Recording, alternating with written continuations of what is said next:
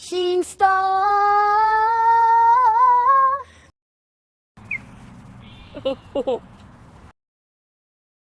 I knew something was wrong the second I walked into the nursery and saw blood on the floor.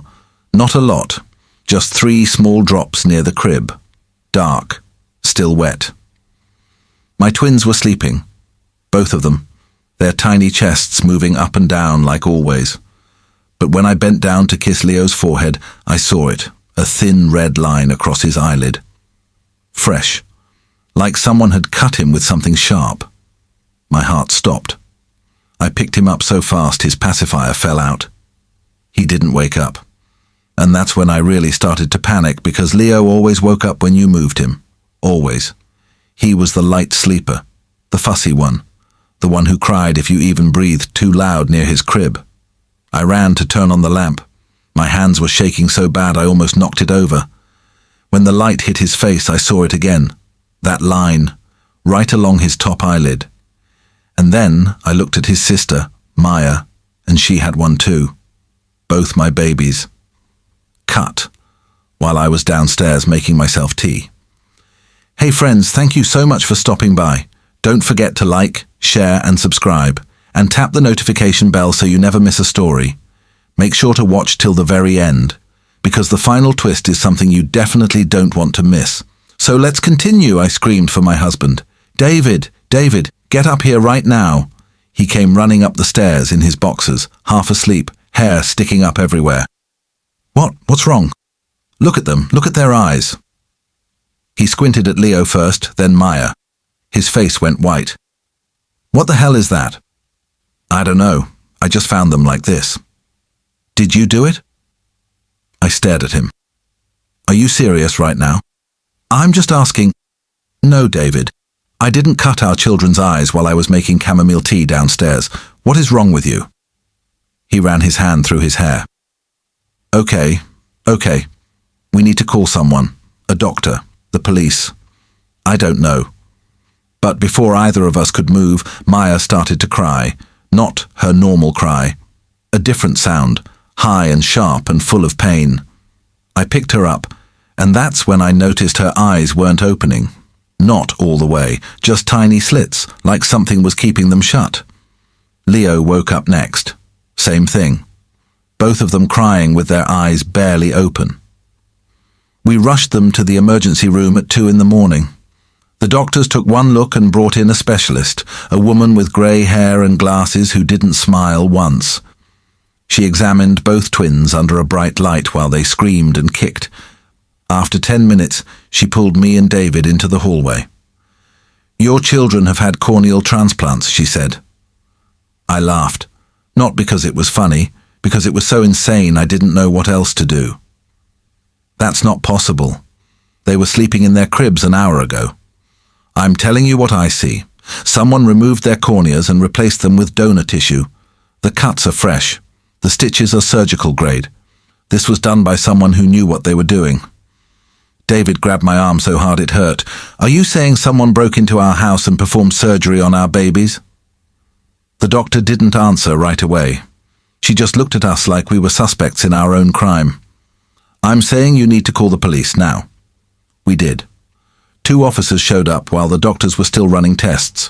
They asked us 100 questions. Who had access to the house? Did we have cameras? Any enemies? Any strange people hanging around? I told them about Beth. Beth was our live-in helper. She'd been with us for 8 months. Quiet girl, 24 years old, always on time, never complained. The twins loved her.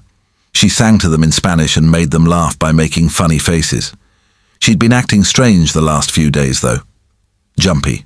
Kept looking at her phone. I caught her crying in the laundry room once, and when I asked what was wrong, she said her mother was sick back home in Honduras. I gave her an extra $200 and told her to take the day off if she needed it. She'd said no, said she wanted to stay busy, keep her mind off things. The officers went to check her room in the back of the house. She wasn't there. Her bed was made. Her closet was empty. Every single piece of clothing gone. Her toothbrush, her shoes, her little cross necklace that she wore every single day. All of it, like she'd never existed. They found her phone in the trash can outside, smashed to pieces, and that's when one of the officers said the thing that made my entire body go cold. "Mom, did your children have any medical conditions? Anything with their eyes?" "They were born blind," I said. "Complete congenital blindness. The doctors said there was nothing they could do, no surgery, no cure. We've been preparing to raise them without sight for the rest of their lives." The officer wrote something down. "And did anyone else know about this?" "Everyone knew, it wasn't a secret." David squeezed my hand. "You think Beth did this because they were blind?" The officer didn't answer, but I saw it in his face. He thought exactly that. And he was right. The next 72 hours were the worst of my life. The doctors kept the twins in the hospital for observation. Both of them had to wear thick bandages over their eyes. They couldn't understand why they couldn't see, why everything was dark, why it hurt when they tried to blink. Leo kept reaching for his face, trying to pull the bandages off. We had to put little mittens on his hands to stop him from scratching at the stitches. He cried so much his voice went hoarse. Maya just lay there, quiet, like she'd given up. That scared me more than Leo's crying. My baby girl, who was always smiling, always kicking her feet and making happy sounds, just lay in that hospital bed like she didn't care anymore. David barely spoke to me. He'd stand by the window in their room, staring out at the parking lot, his jaw clenched so tight I could see the muscles working under his skin. I knew what he was thinking. He was blaming me for hiring Beth, for trusting her, for letting her into our home, into our lives, near our children. And maybe he was right. I kept replaying every moment I'd spent with Beth. Every conversation, every smile, every time she'd held the twins and looked at them with so much love in her eyes. Had it all been fake? Had she been planning this from the beginning? Or did something snap inside her? Something that made her think she had the right to cut into my babies while they slept? On the third day, my phone rang. Unknown number. I almost didn't answer. But something told me to pick up. "Hello? Mrs. Patterson?" A man's voice. Deep. Professional. "Yes. This is Detective Riley with the Metro Police Department. We found Beth Santos. She's in custody. We need you and your husband to come down to the station." My legs went weak. I sat down on the edge of Maya's hospital bed. "Is she okay?" There was a pause. "She's fine, physically. But there are some things you need to know, things she told us. Can you come in today?" "Yes. Yes, we'll be there." I hung up and looked at David. His face was hard. "They found her?" "Yeah, they want us to come in." "Good. I want to look her in the eye and ask her why she destroyed our lives." We left the twins with my mother and drove to the police station in silence. The whole way there, my mind was racing. What could Beth possibly say to make this okay? What explanation could there be for what she did? Detective Riley met us in the lobby. He was tall, probably in his 50s, with kind eyes that didn't match the serious look on his face. He led us to a small room with a table and 4 chairs. The walls were grey. The lights were too bright. "Before we bring her in, I need to tell you something," he said. "Beth Santos has confessed to everything. She's not denying what she did, but her reasons, they're complicated." "I don't care about her reasons," David said. "She assaulted our children." "I understand, but I think you should hear her out. It might change how you feel about pressing charges." I looked at David. He was shaking his head. "Nothing she says is going to change anything." "Maybe not," Detective Riley said, "but you deserve to know the whole story." He left the room. A minute later, the door opened again and Beth walked in. She looked terrible. Her hair was a mess. Her eyes were red and swollen. She was wearing the same clothes she'd had on the last time I saw her, jeans and a purple sweater with a coffee stain on the sleeve.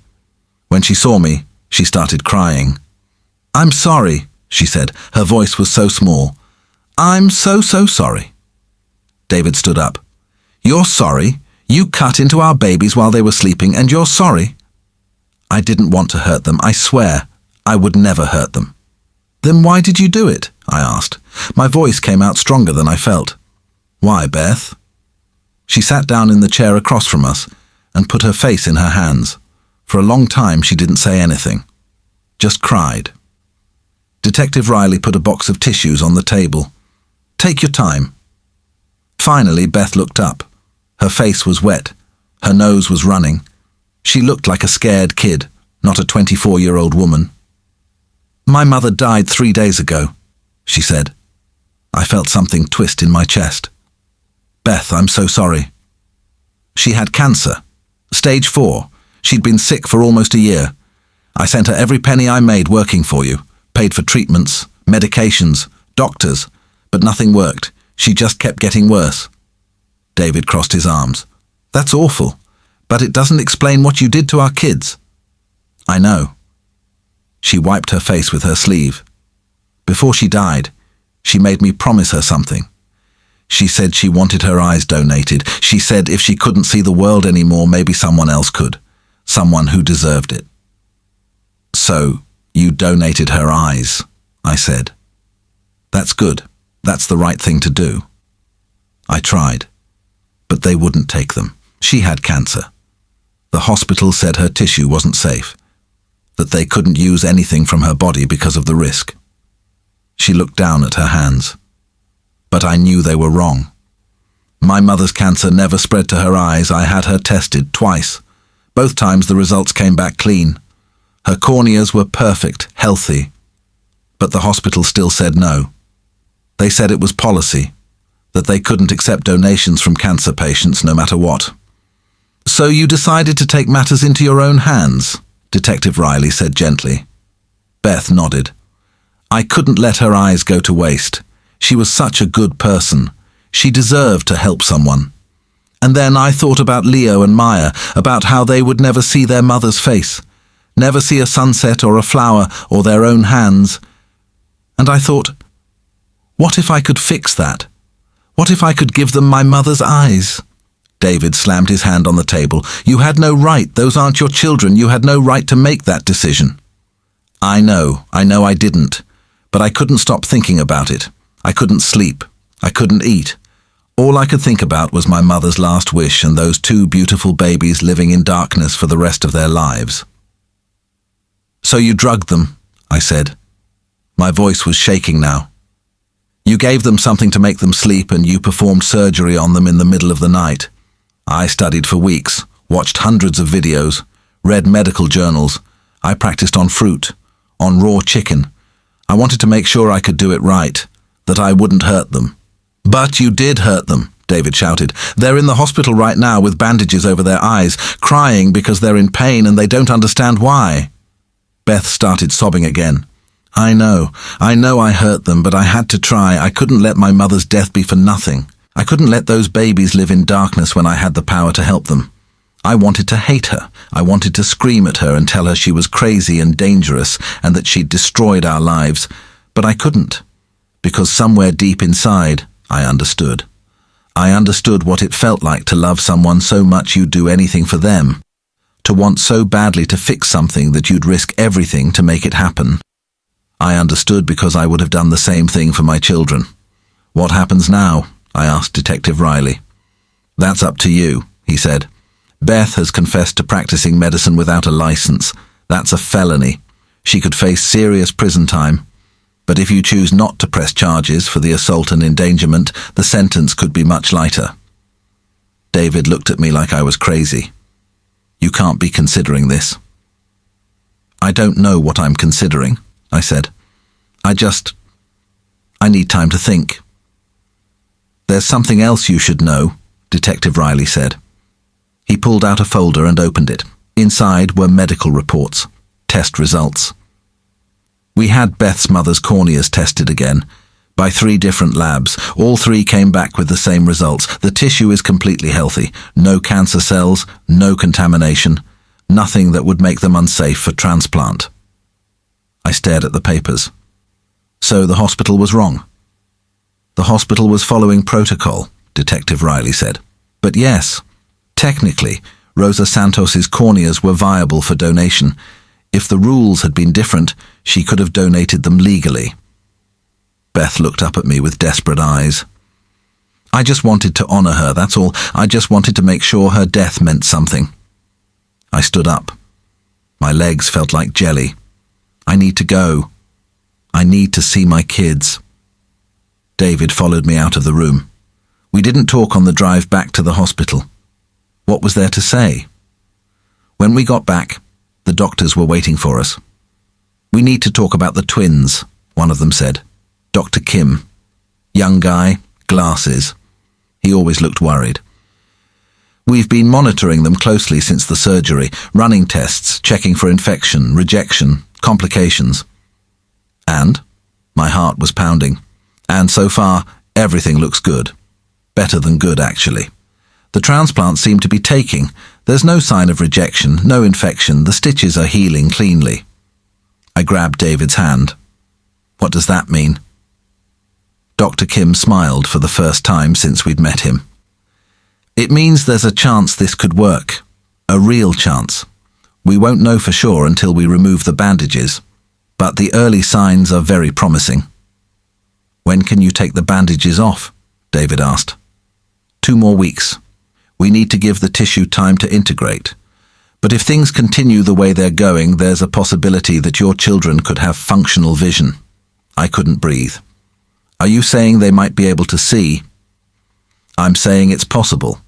Corneal transplants don't usually cure congenital blindness. The problem is usually deeper, in the retina or the optic nerve. But in your children's case, the blindness was caused by malformed corneas. If the donor tissue integrates properly, yes, they could see." I started crying. I couldn't help it. All the fear and anger and confusion from the past 3 days came pouring out. David pulled me into his chest. I felt his body shaking. He was crying too. "Thank you," I managed to say to Dr. Kim. "Thank you so much." "Don't thank me," he said. "I didn't do this. Beth Santos did." Those words stayed with me. Over the next 2 weeks, I thought about them constantly.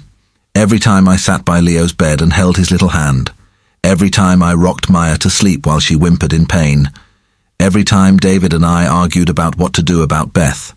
He wanted to press charges, all of them. He wanted her locked up for as long as possible. I wasn't sure anymore. Yes, what Beth did was illegal, dangerous, reckless. She could have killed my children. She could have caused infections or brain damage or a dozen other horrible things. But she didn't. She saved them. And she did it because she loved her mother. Because she wanted to honor a dying woman's last wish. Because she couldn't stand the thought of 2 innocent babies living in darkness when she had the power to help them. Was that really a crime? Or was it love? The day finally came to remove the bandages. My parents flew in. David's parents drove up from Florida. My sister took off work. Even my brother, who I hadn't spoken to in 2 years, showed up. Everyone wanted to be there for the moment. Dr. Kim brought in the whole team, 5 doctors, 3 nurses. All of them crowded into the twins' hospital room with machines and clipboards and serious faces. "We're going to do Leo first," Dr. Kim said. "Try to stay calm. Don't make any loud noises. We want this to be as gentle as possible for them." I nodded. David held my hand so tight it hurt. They lifted Leo out of his crib and sat him in my lap. He'd gotten used to the bandages by now, stopped trying to pull them off. But I could tell he was tired, tired of the darkness, tired of not understanding what was happening to him.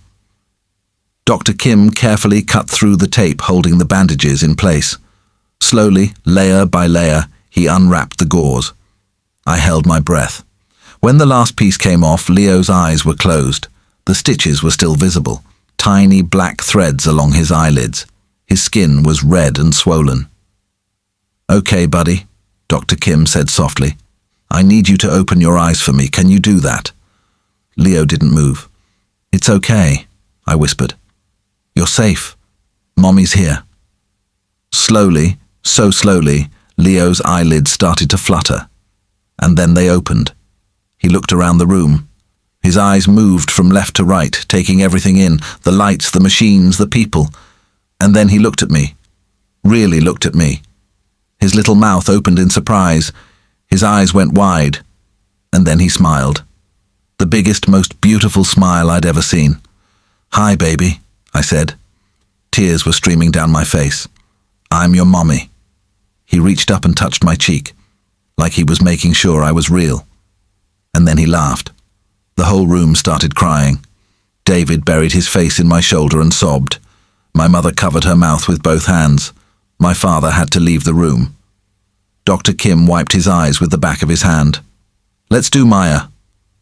They brought her over next. Same process. Same careful unwrapping. Same moment of terror when her eyes stayed closed.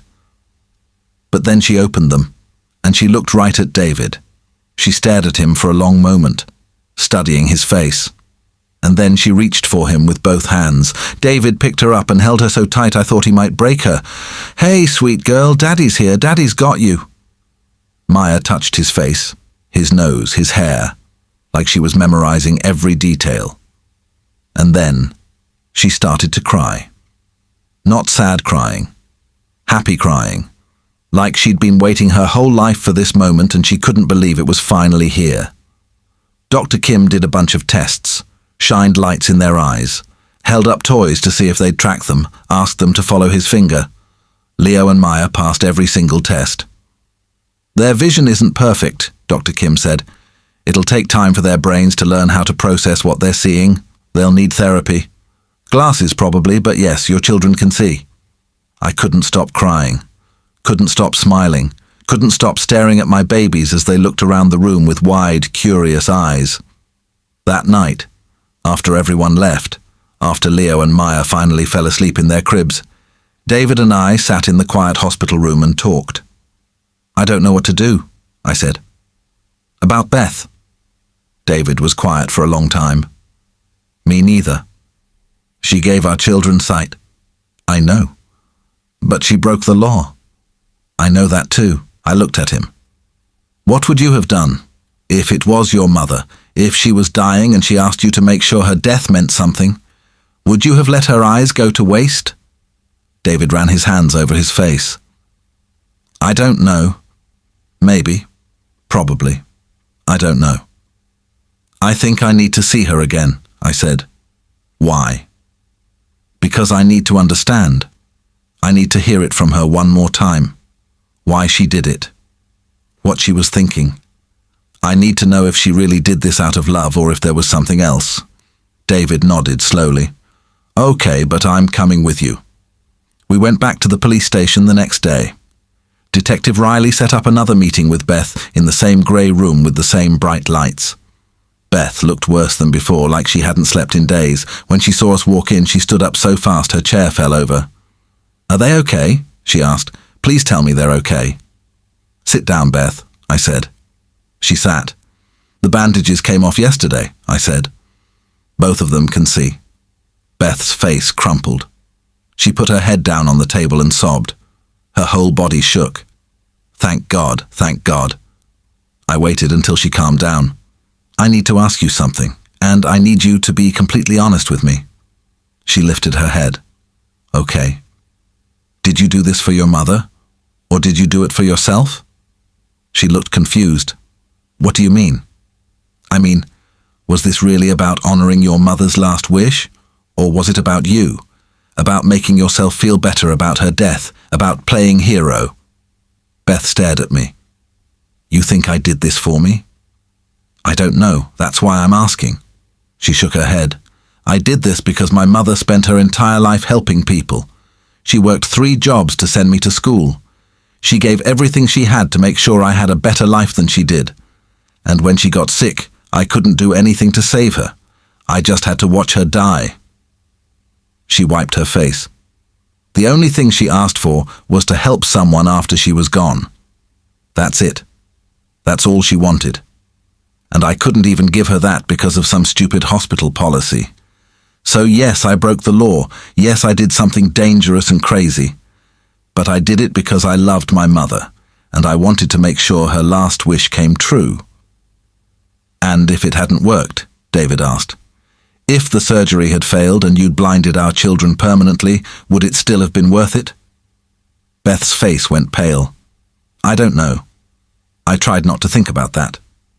Well, you should have, David said, because that's what almost happened. You almost destroyed our children's lives. But I didn't. Beth said quietly. They can see now, because of my mother, because of me. I gave them something no amount of money or doctors or prayers could give them. I gave them sight. She looked at me. I know you probably hate me, and I understand, but I need you to know that I love those babies. I would never intentionally hurt them. Everything I did because I wanted them to have a better life. I believed her. I don't know why. Maybe because I saw the truth in her eyes. Maybe because I understood what it meant to love someone so much you'd do anything for them. Maybe because my own children were living proof that sometimes breaking the rules is the right thing to do. What do you want from us? I asked. Beth shook her head. Nothing. I don't want anything. I just want Leo and Maya to be happy and healthy. That's all I ever wanted. What if I told you we're not pressing charges? I said. David's head whipped around. What? Beth's eyes went wide. What? What if I told you that we've decided not to press charges for assault or endangerment? That we're willing to let the prosecutor handle this as just a medical license violation? Why would you do that? Beth whispered. Because you gave my children their sight, I said. And because I think you did it for the right reasons, even if you went about it the wrong way. David stood up. Can I talk to you outside? I followed him into the hallway. He was shaking. Are you out of your mind? Maybe. She could have killed them. But she didn't. That doesn't matter. She broke into their bodies without permission. She drugged them. She performed illegal surgery on them. I know all of that, I said, but she also gave them something we couldn't, something no doctor could. She gave them a chance at a normal life. David paced back and forth. This is crazy, you know that, right? This is absolutely insane. I know, but it feels right. He stopped pacing and looked at me, really looked at me. You're sure about this? No, but I think it's what we should do anyway. He was quiet for a long time, then he nodded. Okay. If this is what you want, I'll support you. But if anything happens, if she ever comes near our kids again and does something... She won't, I said. I know she won't. We went back into the room and told Beth our decision. She cried so hard she couldn't speak, just kept saying thank you over and over. The trial happened 2 months later. The prosecutor wasn't happy about us dropping the assault charges, but without them, he didn't have much of a case. Beth pleaded guilty to practicing medicine without a license. The judge looked at her record, no priors, good character references, letters of support from her community, and sentenced her to 5 years probation. No jail time, just monthly check-ins and community service. Beth walked out of that courtroom and I was waiting for her. Thank you, she said. I'll never forget what you did for me. I want you to come to the house, I said. She looked shocked. What? I want you to see them, Leo and Maya. I want you to see what your mother's gift did for them. I don't think that's a good idea. I do. David wasn't thrilled about it, but he agreed. Mostly for me. Mostly because he saw how important it was. Beth came over the following Sunday. She stood on our front porch for 5 minutes before she could bring herself to ring the doorbell. When I opened the door, she was crying. They probably won't remember me, she said. They're only 1 year old. They don't remember much of anything. I led her inside. Leo and Maya were in the living room playing with blocks. When Beth walked in, they both looked up, and Leo smiled, not because he recognized her, just because he was a happy kid who smiled at everyone. But Beth saw it differently. She saw it as forgiveness. She sat down on the floor and watched them play. Didn't try to touch them, didn't try to talk to them, just watched. After a while, Maya crawled over to her and handed her a block. Beth took it with shaking hands. Thank you, she whispered. Maya smiled and crawled away. They're so big, Beth said. So healthy. They are? Their vision is almost perfect now. They're hitting all their milestones. The doctors say they're going to be just fine. Beth nodded. More tears. That's good. That's really good. We sat in silence for a while, just watching the twins play. I visit my mother's grave every week, Beth said, and every time I tell her about them, about how they're doing, about how her gift gave them a life they never would have had. She'd be proud of you, I said. Beth shook her head. I don't know about that. I broke a lot of rules, hurt a lot of people. You saved my children. I also traumatized them, and you, and your husband. Yeah, you did. But you also gave us hope, and that's not nothing. Beth stayed for an hour. When she left, she hugged me so tight I could barely breathe. Thank you for letting me see them, she said. I know I don't deserve it. Come back next week, I said. If you want to. I think they'd like to see you again. Really? Really? And she did come back. The next week. And the week after that. And the week after that. Eventually it became a regular thing. Every Sunday, Beth would come over and spend time with the twins. She'd play with them, read to them, sing to them in Spanish. David warmed up to her slowly. Took him almost a year. But eventually, he saw what I saw. That Beth wasn't a monster. She was a daughter who loved her mother so much she was willing to risk everything to honor her memory. On the twins' second birthday, we did something special. We invited Beth to the party. And we invited her whole family too. Her aunts, her uncles, her cousins. Everyone who'd known and loved Rosa. In the middle of the party, I stood up and made a speech. I told everyone about Rosa, about her sacrifice, about how her final gift had given 2 children the ability to see the world. And then I unveiled something we'd been working on for months, a bench in the local park with a plaque on it. It read, "In memory of Rosa Santos, beloved mother. Her final gift gave sight to 2 children and hope to a family." Beth broke down crying, her whole family did, and I knew in that moment that we'd made the right choice. Not the legal choice, not the safe choice, but the right one. Because sometimes love is more important than rules. Sometimes mercy is more powerful than justice, and sometimes the people who break us are the same people who save us. Leo and Maya are 4 years old now. They're happy, healthy, energetic kids who love dinosaurs and building blocks and chocolate ice cream. Their vision is perfect, no issues, no complications. They don't remember the surgery, don't remember the bandages or the hospital or the pain. All they know is that they can see. They can see colors and shapes and faces and the world around them, and every year on Rosa's birthday we take them to visit her grave. We bring flowers, light candles, tell them stories about the woman who gave them their sight. Beth is always there and she always cries, but they're good tears now, tears of gratitude and love and peace. Last week, Leo asked me a question that broke my heart. "Mommy, why was I born in the dark?" I knelt down and looked him in the eye, his beautiful seeing eye. "You were born in the dark so you could learn to appreciate the light," I said. "And because a very special woman loved you enough to give you her last gift." "Miss Rosa?" "Yes, baby, Miss Rosa." He thought about that for a moment, then he hugged me. "I'm glad she loved me." "Me too, sweetheart. Me too." That night after I put the twins to bed, I called Beth. "Thank you," I said, "for everything, for taking a risk, for loving them, for giving them Rosa's gift." "Thank you," she said, "for letting me be part of their lives, for forgiving me, for seeing me as more than my worst mistake." "You're family now," I said. "You know that, right?" She started crying again, but I could hear the smile in her voice. "I know." And that's the truth. Beth is family, not because of blood, not because of law, but because of love. Because she loved my children enough to risk everything for them.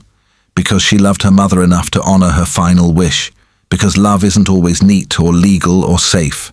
Sometimes love is messy and dangerous and breaks all the rules, but it's always worth it, always. Dear friends, what you just saw is only one part of the bigger picture. In the next video, I'll reveal the twist no one saw coming, so make sure you're here when it drops. I would love to know what you would have done in this situation. Drop your thoughts below. I'll be reading every single comment. Thank you so much for watching. I love you so much, and don't forget to give this video a like, hit the subscribe button, and share with someone who needs to hear it.